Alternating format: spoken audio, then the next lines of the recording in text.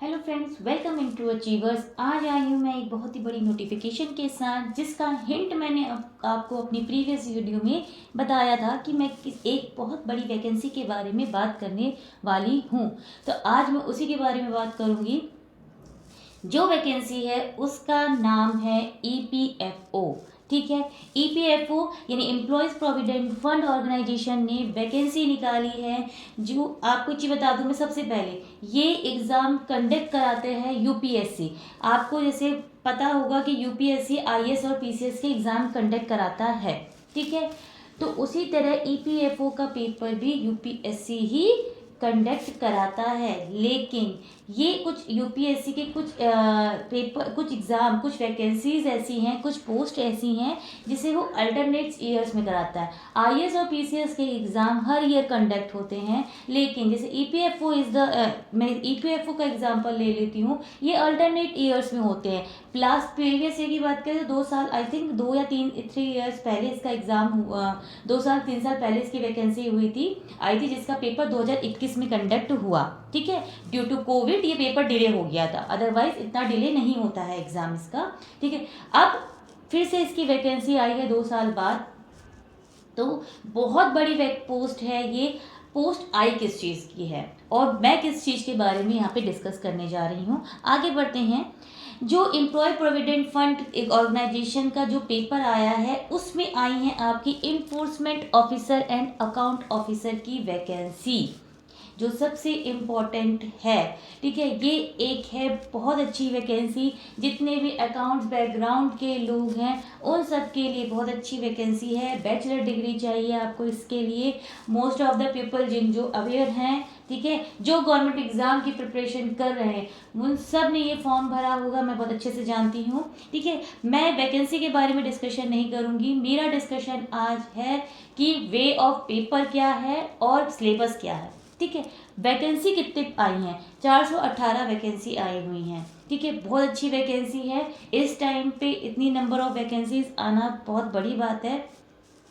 कुछ ईयर्स पहले की बात करें तो काफ़ी ज़्यादा नंबर ऑफ वैकेंसीज थी, लेकिन काफ़ी चीज़ें चेंजेस होने के बाद, गवर्नमेंट में काफ़ी सारे चेंजेस होने के बाद वैकेंसीज धीरे धीरे कम होती जा रही है। लेकिन अगर हम इस नंबर को देखा जाए तो ये बहुत अच्छी वैकेंसी आई हैं। अगर आप अपनी तैयारी अच्छे से कर रहे हैं तो ये एग्ज़ाम बहुत अच्छे से क्लियर हो जाएगा।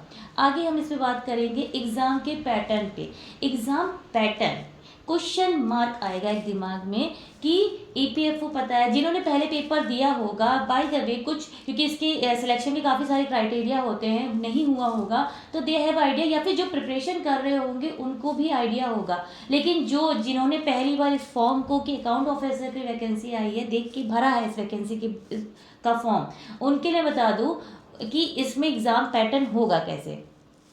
देखिए, मीडियम ऑफ टेस्ट की हम बात करें, हिंदी इंग्लिश दोनों में, ये आपका कंप्यूटर बेस्ड पेपर नहीं होता है। सबसे पहली बात आप ये जान लीजिए, ये आपका pen and paper based paper होता है। OMR सीट आपने देखी होगी। ठीक है, जैसे आपने किसी ने PCS का एग्जाम दिया होगा तो उसमें OMR सीट आती है। आपके पास एक क्वेश्चन पेपर होता है, एक आपके पास आंसर शीट होती है, आपको उसमें सही आंसर कैलकुलेट करके, सही आंसर फाइंड आउट करके फिल करना होता है। ठीक उसी तरह इसका पेपर भी होता है। UPSC EPFO का AO का एग्जाम भी आपका सेम ऐसी पेन और पेपर मोड में होगा। कंप्यूटर बेस्ड पेपर ये नहीं होता है। पेपर किससे से आएगा? हिंदी और इंग्लिश मीडियम दोनों से आता है। UPSC की बहुत अच्छी बात होती है कि वो पेपर दोनों मोड में प्रिंट करके देते हैं। ठीक है, हिंदी और इंग्लिश दोनों में, जिसको जिसमें कंफर्टेबल लगे, जिस क्वेश्चन को जिस उसमें पढ़ना चाह रहा है वो इजीली पढ़ के कर लेगा। क्योंकि कुछ क्वेश्चंस होते हैं जो हिंदी में अच्छे से समझ में आ जाते हैं, लेकिन इंग्लिश में थोड़ा सा दिक्कत होती है। यदि कुछ क्वेश्चन ऐसे होते हैं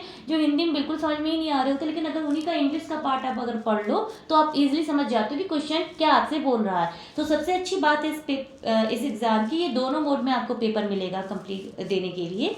आगे हम इस पे बात करते हैं, नंबर ऑफ क्वेश्चंस कितने आते हैं। मोस्टली इसमें अभी तक जो प्रीवियस ईयर का पैटर्न देखा गया है, इसमें 120 आपके क्वेश्चंस आते हैं। ठीक है, टाइम ड्यूरेशन की अगर पैटर्न ऑफ क्वेश्चंस की हम बात करें, किस टाइप के होंगे, तो MCQ बेस्ड होता है क्वेश्चन। ठीक है, आपके पास मल्टीपल चॉइस क्वेश्चन जैसे नॉर्मली होते हैं, बस वो आपके ऐसे UPPCL की मैं जैसे बता रही थी, उसमें कंप्यूटर बेस्ड पेपर होता है। ये आपका पेन और पेपर बेस्ड क्वेश्चन होता है, एग्जाम होता है। एग्ज़ाम ड्यूरेशन 2 घंटे का ये एग्ज़ाम होता है, 120 क्वेश्चन है, 2 आवर्स है, ठीक है, बहुत अच्छा टाइम मिल रहा है 2 घंटे का। अब निगेटिव मार्किंग की बात करते हैं। अदर क्वेश्चंस पेपर की हम बात करें, अदर गवर्नमेंट एग्जाम की बात करें या बैंक की एग्जाम बात करें तो 1/4 होता है, यानी 4 क्वेश्चन गलत होने पे 1 मार्क्स कटता है, लेकिन इसमें 3 क्वेश्चन गलत होने पे 1 मार्क्स कटता है। तो अब आपको क्या ध्यान में रखना है कि आप आंसर जो आते हैं वो तो आप अच्छे कर ही रहे हैं, जिनका आपको 101% क्वेश्चन का आंसर पता है वो तो आप कर ही रहे हैं, लेकिन अगर किसी में थोड़ा भी डाइसी है तो आपको अपना उस रिस्क को कम करना है, ठीक है, क्योंकि 3 क्वेश्चन पे 1 नंबर कटना मायने रखता है, चाहे 4, क्योंकि एक एक पॉइंट से भी यूपीएससी में आपका एग्ज़ाम में सिलेक्शन रुक सकता है, क्योंकि ये बहुत टफ एग्ज़ाम होता है। ये मैं नहीं बोलूँगी कि बहुत इजी होता है, ठीक है, और पीसीएस जैसा टफ भी नहीं होता है, आईएएस जैसा टफ भी नहीं होता है, अकाउंट ऑफिसर का है, लेकिन वे ऑफ चेक, अगर पैटर्न की बात करें, एग्ज़ाम कॉपी चेक करने की बात करें, ठीक है, तो उसमें थोड़ी आपको डिफ़िकल्टीज़ हैं इसमें, क्योंकि क्वेश्चंस आपसे थोड़े से हाई लेवल पूछे जाएंगे। अकाउंट्स आपका अच्छा है तो आप वो कर ले जाएंगे, ठीक है। अभी इसके सिलेबस पे भी डिस्कशन करेंगे, तो उसमें कैसे पढ़ना है, क्या क्या चीज़ें पढ़नी है, वो भी हम डिस्कशन इसमें हम करेंगे। आगे हम बढ़ते हैं, वेटेज की हम बात करते हैं। जो मेरिट लिस्ट आपकी फाइनल प्रिपेयर होती है वो प्रिपेयर होती है आपके रिक्रूटमेंट टेस्ट और इंटरव्यू का, ठीक है। रेशियो उसका क्या रहता है, 75 आपका वेटेज रहता है परसेंटेज आपके रिक्रूटमेंट टेस्ट का, 25% वेटेज रहता है आपका इंटरव्यू। इसमें इंटरव्यू इंक्लूडेड है, ठीक है, यूपीएससी के एग्ज़ाम में इंटरव्यू ज़रूर होते हैं, इसमें कोई मेंस नहीं है। सबसे अच्छी बात ये है, आपका सीधे रिक्रूटमेंट टेस्ट है, यानी कि जो एग्ज़ाम होने वाला है वो होगा, एंड दूसरी चीज़ आपकी क्या होगी, इंटरव्यू डायरेक्टली होगा, ठीक है। इसके एग्ज़ाम कब होगा, सबके दिमाग में ये भी क्वेश्चन आ रहा होगा, पर इसका एग्ज़ाम अभी नहीं होगा, क्योंकि पहले जो यूपीएससी की शेड्यूल बना हुआ है, ठीक है, एक कैलेंडर होता है, वो मैं बहुत जल्द वो भी डिस्कस करूँगी कि इसका एग्ज़ाम कब होगा। जब तक वो शेड्यूल नहीं कंप्लीट हो जाते हैं तब तक इसका पेपर नहीं होता। तो ये आप मान के चलिए आपके पास अभी 5 से 6 महीने हैं एग्ज़ाम की तैयारी के लिए, तो जम के शुरू हो जाइए। पर अभी हम पहले वीडियो में बढ़ते हैं आगे। ईपीएफओ का सिलेबस देखा जाए, 12 टॉपिक हैं इसमें जो आपको करने हैं कवर। पहली बात तो बात करूंगी जनरल इंग्लिश।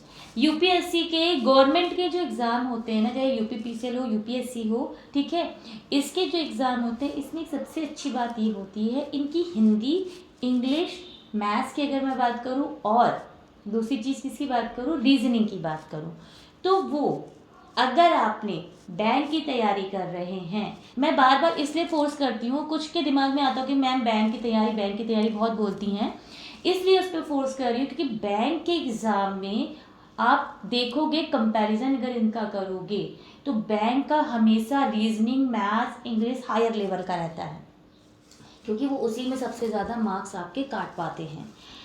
लेकिन अगर आप इसमें बात करेंगे, इसमें यूपीएससी के एग्ज़ाम में या गवर्नमेंट के या यूपीपीसीएल के एग्ज़ाम में बात करेंगे, या अदर गवर्नमेंट एग्ज़ाम के बारे में आप बात करेंगे, ठीक है, एसएससी सीजीएल एसएससी के एग्ज़ाम के बारे में बात करेंगे, तो उसमें थोड़ा मॉडरेट रहता है। अब तो एसएससी का भी लेवल टफ कर दिया गया है, ठीक है, इनका थोड़ा मॉडरेट रहता है, क्योंकि इनका फोकस किन टॉपिक पे सबसे ज़्यादा रहता है उस पर हम बात करते हैं। पहला टॉपिक है जनरल इंग्लिश। जनरल इंग्लिश में आपको पता है जनरल इंग्लिश में क्या चीज़ें आएंगी, ठीक है, आपका वही ग्रामेटिकल एरर आता है, डायरेक्ट इनडायरेक्ट हो गया, एक्टिव पैसिव हो गया, ठीक है, आपके कंपाउंड सेंटेंसेस हो गए, ठीक है, अनसीन पैसेज हो गए, फिलर्स हो गए, एंटानिम्स हो गए, सिनोनिम्स हो गए, कुछ वन वर्ड सब्स्टिट्यूट्स हो गए, कुछ अलग से नहीं आएगा, ईडियम फ्रेसेस हो गए। तो यही कंटेंट है, ठीक है, जो मैंने यूपीपीसीएल में भी समझाया था, जो मैं आपको और एग्ज़ाम के लिए बोल रही हूँ, और इसमें भी वही आएगा। इंडियन फ्रीडम स्ट्रगल, ठीक है, आपका इंडियन फ्रीडम स्ट्रगल एक टॉपिक होता है हिस्ट्री में, ठीक है, जिसमें आपके क्या क्या टॉपिक कवर होने हैं, ठीक है, वो सारी चीज़ डिस्कस होंगी। Current event and development issues, current affair आपकी अगर मैं बात करूं, ठीक है, इसमें आपके किस चीज़ कौन से हो जाएंगे आपके जो भी करंट अफेयर्स हैं, ठीक है, जो भी आपके इस टाइम पे जो भी डेवलपमेंट हो रहे हैं, ठीक है, आज के टाइम से रिलेटेड, ठीक है, आज के टाइम से रिलेटेड जो भी आपके क्या कहते हैं वर्ल्ड में इंडिया में जो भी चीज़ें हो रही हैं उससे रिलेटेड करंट इवेंट्स जो भी हैं वो आएंगे। Indian polity and economics, Indian polity पता है आपको, इकोनॉमी भी टॉपिक पता है आपको, जनरल अकाउंटिंग प्रिंसिपल, अकाउंट्स पूरा आएगा इसमें, ठीक है, industrial relation and labour law, journal science and knowledge of computer application. UPPCL की तैयारी कर रहे हो, कंप्यूटर अच्छे से तैयार कर रहे हो, इसका कंप्यूटर कर ले जाएंगे आप, कोई टेंशन की बात नहीं है, ठीक है। साइंस हो गया आपका आएगा इसमें, general mental ability and quantitative aptitude, ठीक है। अब जनरल मेंटल एबिलिटी यानी रीजनिंग, ठीक है, क्वांटिटेटिव एप्टीट्यूड यानी आपका आ गया मैथ्स, ठीक है, सोशल सिक्योरिटी इन इंडिया। तो ये 12 टॉपिक हैं जो आएंगे एग्जाम में, ठीक है। अब जो मैं आपके साथ डिस्कस करूंगी नेक्स्ट वीडियो में, वो मेरा डिस्कशन होगा इसका detailed syllabus with each and every topic, यानी हर सब्जेक्ट में क्या क्या टॉपिक पूछा जाएगा, कौन कौन से टॉपिक इम्पोर्टेंट हैं और क्या क्या वेटेज है उनका एग्ज़ाम में, वो सारी चीज़ें। देखिए यूपीएससी के एग्ज़ाम का हम कभी भी वेटेज नहीं पता कर सकते हैं कि हाँ ये ज़्यादा इम्पोर्टेंट है या ये ज़्यादा इम्पोर्टेंट है, लेकिन रिपीटेडली जो एग्ज़ाम में पैटर्न आ रहा है, ठीक है, जिस टाइप के वो क्वेश्चन पूछ रहे हैं हमसे रिपीटेडली, हम उस पर फोकस करेंगे कि सपोज अगर मैंने एक टॉपिक ले लिया, जैसे कि अकाउंट्स ले लेते हैं या मैथ्स ले लेते हैं, ठीक है, मैथ्स ले लिया, मैथ्स में देखा कि हाँ टाइम डिस्टेंस के क्वेश्चन, सिंप्लीफिकेशन के क्वेश्चंस, ठीक है, एवरेज या रेशियो के क्वेश्चन, ये ज़्यादा रिपीटेडली पूछे जा रहे हैं, तो हम ऐसे इनको प्रिपेयर करेंगे कि हाँ इन टॉपिक्स को हम अलग से अच्छे से तैयार करें।